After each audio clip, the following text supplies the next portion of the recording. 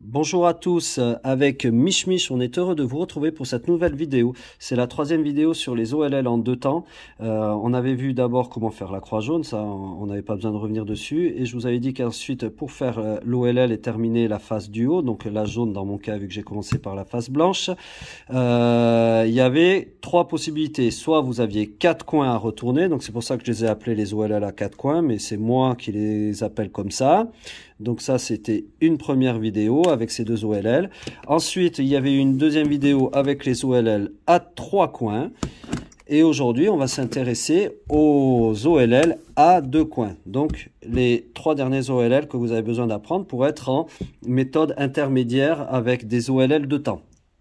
Donc, pour les reconnaître, on va regarder la position des tiles jaunes sur les côtés. Donc vous pouvez prendre votre fascicule qui est en téléchargement gratuit dans la description. Là, l'OLL 5, on voit qu'on met les deux coins à orienter en haut et que les étiquettes ou les tiles jaunes sont sur les côtés. Donc on est bien dans ce cas là. Ensuite, on va avoir un cas où les tiles, donc déjà les coins à orienter sont de manière diagonale et les tiles sont situés un en bas et l'autre à droite. Donc si j'en prends celui-là, il est facile à reconnaître parce qu'il n'y en a qu'un où on a les en diagonale et donc ça ne peut être que comme ça parce que c'est le seul cas où ils sont. Non, je suis en train de vous dire n'importe quoi, ou alors non, c'est moi qui ai mal préparé ce cube là. Donc le coin qui est en diagonale comme ça, c'est le cas que j'ai nommé numéroté moi, le numéro 6. Et le dernier cas, donc on en a deux, et du coup les deux tiles vont être sur le côté. Donc celui-là, il n'était pas bon. Voilà, donc c'est ce cas, le cas-là. Quand vous en avez deux qui sont sur la même face, soit vous avez les tiles sur les côtés, et donc vous les mettez en haut, et c'est le OLL que j'ai numéroté 5, soit les deux sont sur la même face, et vous les mettez en bas, et c'est le OLL que j'ai numéroté 7. Donc on va regarder maintenant au niveau des figures tricks et des figures. Donc on voit qu'il y a un petit L. Le petit L, en fait, donc L, je vous rappelle que c'est ça, et L', c'est ça. Quand on met la lettre en minuscule, ça veut dire qu'on prend aussi la tranche centrale. Donc en fait, L', c'est on va prendre la tranche centrale en même temps. Donc on fait ça, L', U', R, avec l'index, on vient chercher ici le D', R', on redescend. Alors on pourrait pousser comme ça, moi je crois que je le fais comme ça, R et D. Et là on voit qu'on se retrouve avec la face blanche en face de nous. C'est pour ça qu'on a un X. En fait le X correspond à faire un mouvement du cube entier comme ça. Voilà. Donc cet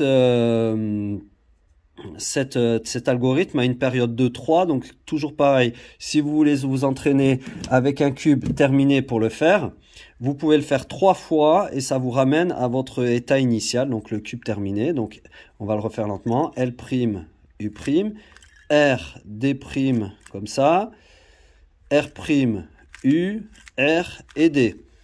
Je fais une nouvelle fois, L', U', R, D', R', U, R et D. Et donc si je le fais une dernière fois, mon cube est résolu. Donc voilà, ça c'était l'OLL que j'ai nommé numéro 5. Si on prend la 6, donc on en a deux coins orientés, ils sont en diagonale, donc vous en mettez un en bas, un en haut. Vous n'avez même pas vraiment besoin de vous pencher sur les tiles jaunes, hein, vu qu'elles seront forcément comme ça. Si elles sont à un autre moment, à un autre endroit, c'est que votre cube a été twisté. Et là, on commence pareil avec un L', seulement au lieu de faire un U', là on va faire un U. Alors ces deux formules là, celle que j'ai fait et celle que je suis en train de vous faire, au début on peut se planter notamment parce qu'elles ont un départ assez similaire. On commence les deux comme ça. Et je me rappelle au début je les avais appris, je m'embrouillais un petit peu, mais avec un peu d'entraînement vous allez y arriver. Donc L', U, R, D', toujours avec le majeur comme ça, R', U', R et D. Et toujours pareil. Vous avez le X qui veut dire qu'on ramène le cube comme ça. Et vous voyez que j'ai bien fait mon OLL. Alors celle-là aussi, elle a une période de 3. Donc Première fois, L', U, R, D', R', U', R, D. J'ai fait une première fois. Deuxième fois, L', U, R, D', R', U', R et D. Et là, je vois que je suis bien à nouveau sur mon cadeau LL. Les deux sont en diagonale. Et hop, voilà. Donc si vous entraînez 3 fois, vous revenez à vos cubes initiales. Si au bout de 3 fois, votre cube n'est pas comme ça, terminé, c'est que vous êtes trompé dans la formule. Si votre cube, au contraire, est bien toujours terminé, c'est que vous avez parfaitement réalisé vos 3 OLL d'affilée et bravo à vous. Enfin, la dernière. Vous prenez les deux comme ça, les deux coins qui sont orientés comme ça. Vous les avez en face de vous, les tiles, vous les mettez en face de vous, pas comme ça. Hein. Hop, et là, attendez, je regarde si sur mon ordinateur il y a la formule en entier. Oui, ça se termine bien par R'. Donc, on va faire, je vais prendre comme ça pour faire R2, D, R', U'2, R, D', R, U2, R'. Donc je refais R2, D, R', U'2. Je reviens pas sur le fait que j'arrive pas à faire index majeur. Si vous y arrivez, vous ne faites pas comme je fais moi, mais faites comme ça. R, D', R', U2, R'. Ok. Elle a aussi une période de 3. Donc vous pouvez vous entraîner 3 fois. R2, D, R', U'2, R, D', R', U2, R'.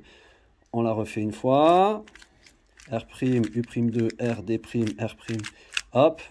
Et logiquement, si vous ne vous trompez pas, sur la dernière fois, vous faites ça.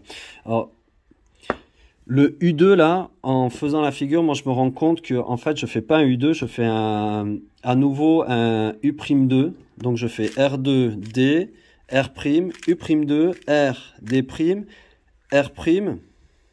Et j'ai l'habitude de faire ça pour finir. Je sais pas si c'est intelligent de ma part, j'ai pris cette habitude-là. En sachant qu'un U2, hein, quand vous faites U2, que vous fassiez U2 ou U'2, en fait, ça revient au même. C'est à vous de voir au niveau des finger tricks, qu'est-ce qui vous arrange le plus. R2, D, R', U'2, R, D', R'. Ouais, voilà, parce que moi, quand je redescends, je suis un peu comme ça. Donc, pour venir faire ça, c'est pas facile. Alors que si je fais comme ça, vu que je suis là, je suis pas bien placé avec mes doigts, en fait, pour faire le U2. Donc, je le pousse comme ça. Donc, R2, D, R', U'2, R, D'. R', vous voyez que mon doigt, il est là, donc je peux pas faire du U2. Donc, U'2, R'. Voilà. Donc, entraînez-vous bien sur ces 3 formules. Et donc, je vous félicite parce que logiquement, vous êtes full OLL en 2 temps. Les OLL en 2 temps, ça veut dire d'abord faire la croix jaune, puis ensuite finir mon OLL. Et si vous regardez cette vidéo, c'est sûrement que vous êtes aussi en PLL de temps. Et donc, vous avez fait vraiment une bonne approche de Friedrich. Maintenant, vous allez pouvoir vraiment progresser là-dessus. Travailler bien vos F2L grâce à la vidéo de Victor Collin. Et vraiment, vous allez descendre sub 30 avec de l'entraînement sans trop de difficultés. Ensuite, ça sera à vous de réfléchir si vous avez envie d'aller plus loin et de passer en Friedrich complet. Les 21 PLL, c'est faisable, ça peut faire gagner du temps. Les 57 OLL, c'est aussi faisable. Si je les fais, vous en êtes capable. Mais c'est quand même compliqué et c'est pas ça qui va vous faire passer de 25 à 14 secondes. Hein. Je connais des gens qui sont en OLL de temps et qui sont meilleurs que moi, qui tournent à 12-13 secondes et qui connaissent pas toutes les OLL. Si tu es en full PLL, tu connais toutes tes PLL, mais que tu es très efficace sur tes F2L, tu peux être très très fort. Voilà. Allez, je vous souhaite une bonne journée et on se retrouve bientôt pour une nouvelle vidéo où je vais vous montrer aller un petit peu plus loin sur la PLT et la PLLY.